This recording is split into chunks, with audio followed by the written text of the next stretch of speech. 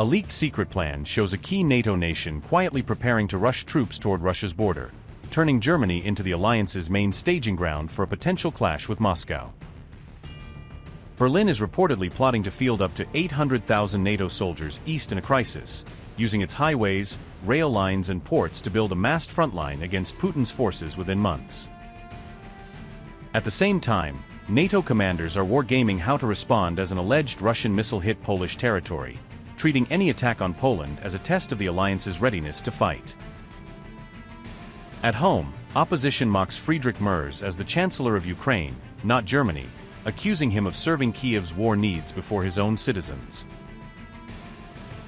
Germany is reportedly drafting a secret plan for troop deployment and logistics in the event of war on Russia's border, underscoring Berlin's new role as a frontline NATO organizer. But Berlin fears that regional governments inside Germany could obstruct NATO movements toward Russia, turning domestic politics into a potential military vulnerability. The reported plan aims to prevent local authorities from delaying NATO logistics, closing loopholes that could slow convoys, rail movements, or port operations in a crisis. Concerns are centered on eastern states where the AfD could enter regional government after upcoming elections, gaining control over policing and internal security. Berlin is preparing contingency measures for such a scenario after the polls, with officials working off leaked Operation Plan Germany concepts, according to The Telegraph and other reports. AfD leaders routinely criticize Berlin's anti-Russia stance, arguing that sanctions and military escalation are damaging Germany's national interests and economic stability. This debate unfolds as Germany is expected to serve as NATO's main logistics hub for Eastern Europe, the central corridor through which Allied forces would flow to the eastern flank. Germany's military has said it could help move up to 800,000 NATO troops east in under 6 months, using ports, rivers, railways and highways mapped out in the secret operational plan.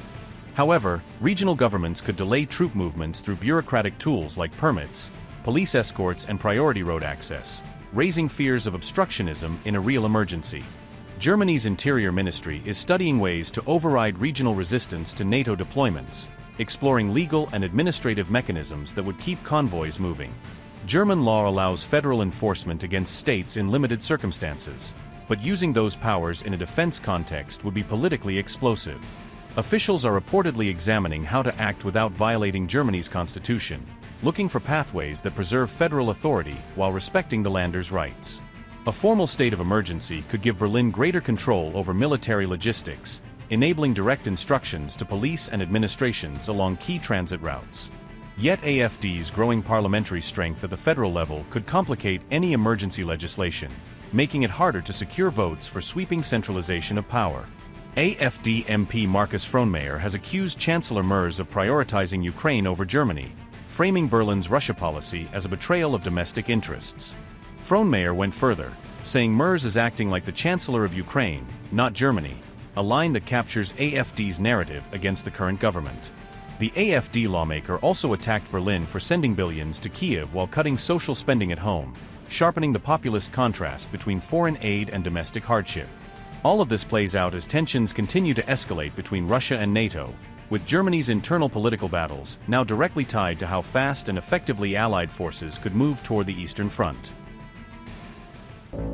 The Ukraine war once again appeared to spill directly across a NATO border, as a missile crashed onto Polish territory during a massive overnight barrage. Poland confirmed on July 30th that the missile which crashed on its territory was most likely Russian in origin, based on early evidence gathered at the scene. Authorities discovered a large crater along with scattered missile debris in a remote field located in eastern Poland, near the village of Tarnowa Kolonia. Poland immediately scrambled its F-16 fighter jets the moment the missile was detected violating its national airspace during the overnight attack. Polish Prime Minister Donald Tusk stated that all available indications pointed directly toward a Russian-made Kh-101 cruise missile being responsible.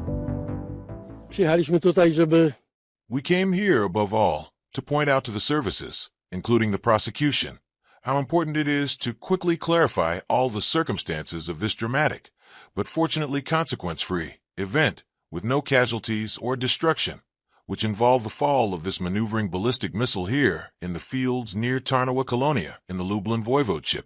As is known, this was the result of a massive Russian operation. It was one of the largest attacks during this entire war on the whole territory of Ukraine. Bombs, missiles, and cruise missiles fell, including in western Ukraine, close to our border. As you already know, this is also clearly evident from the reports of our officers and generals, who have been on alert throughout the night, roughly since midnight, when confirmed information came in that the Russians were preparing such a massive attack. They have been continuously on their feet, monitoring these issues. It follows that the Ukrainians monitored the missiles right up to the Polish border and attempted to destroy those heading towards it. There's no reason to believe that the target was Poland, but two of these objects violated Polish airspace. One definitely did, as we have its traces here, while the other was detected near the Polish border. But it was a very brief signal, so there were no consequences associated with it. The soldiers were ready to shoot it down if the missile directly threatened built-up areas. Fortunately, it quickly fell in a location before any action was taken. The decision was not to shoot it down over an uninhabited area, where fortunately no dramatic circumstances occurred. As you know, the civilian population was warned with sirens. I know that we, as a society, are still learning how to handle situations in which each of us must respond appropriately to warnings, signals, and alarm sirens, but this is a separate topic. In any case, the minister will be available if there are any questions on this matter.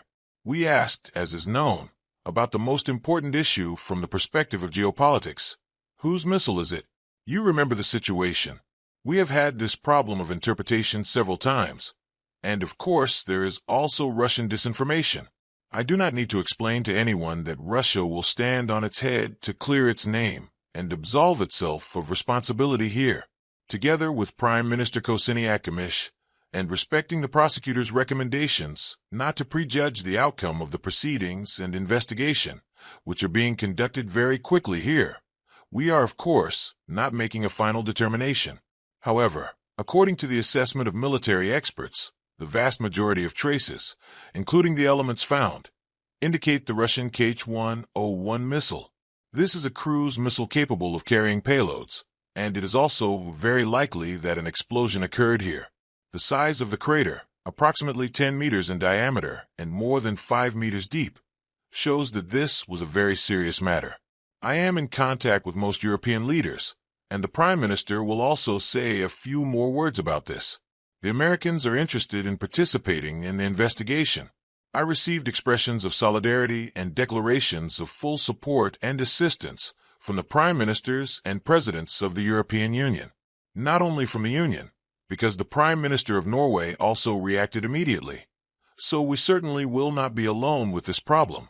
We will, of course, examine every detail of the Polish state's response.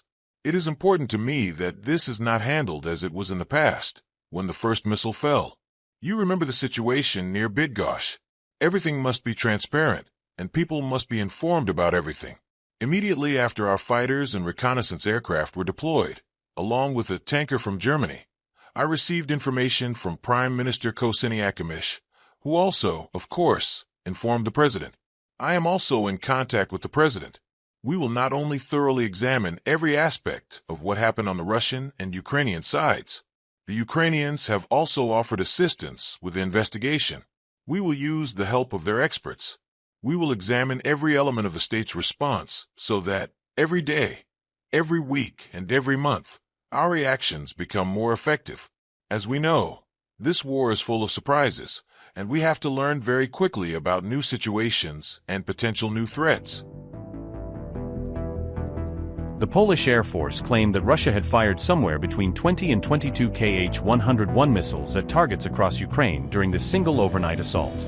2 of those missiles were reportedly assessed as posing a direct threat to Polish territory, prompting the rapid scramble of fighter jets in response.